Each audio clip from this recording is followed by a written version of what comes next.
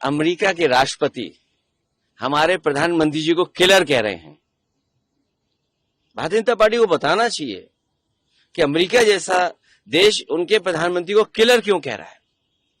Sir, Bihar में विपक्ष के समर्थकों की हत्या की जा रही है। एक बड़ी बीजेपी की सरकार में किसी की भी हत्या हो सकती है। आप में ही कोई अपराधी को गोली मार दे, आपने तो लाइव देखा है सर, और इस चैनल ने तो देखा है। नहीं, इसने नहीं, वो है ही नहीं है। सर, सरदार पटेल की जयंती है, आज प्रधानमंत्री गुजरात में हैं। वो कह रहे हैं कि कांग्रेस ने जो है सरदार पटेल की लेगेसी को नहीं माना और आतंकवाद के सामने झुक गई। सरदार पटेल जी का बहुत बड़ा योगदान रहा है। जिस तरह आज हम आचार्य नरेंद्र देव जी को याद कर रहे हैं, सरदार पटेल जी का भी बहुत बड़ा योगदान रहा है।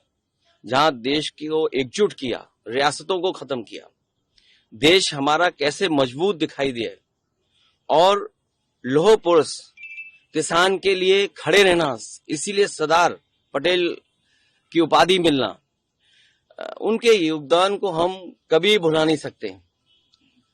और आज ये कहना कि कल क्या हुआ था, तो याद रखना चाहिए भारतीय जनता पार्टी को कि उनकी पेरेंटल पार्टी जहां से वो बीजेपी निकली है, उस संस्था को बैन किया था सरदार पटेल जी।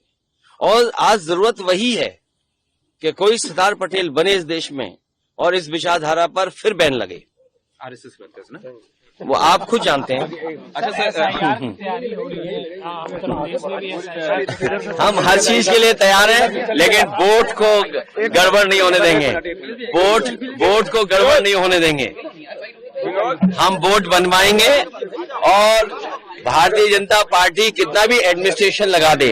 और आप सोचिए कितने जातिवादी हैं भारतीय जनता पार्टी के लोग।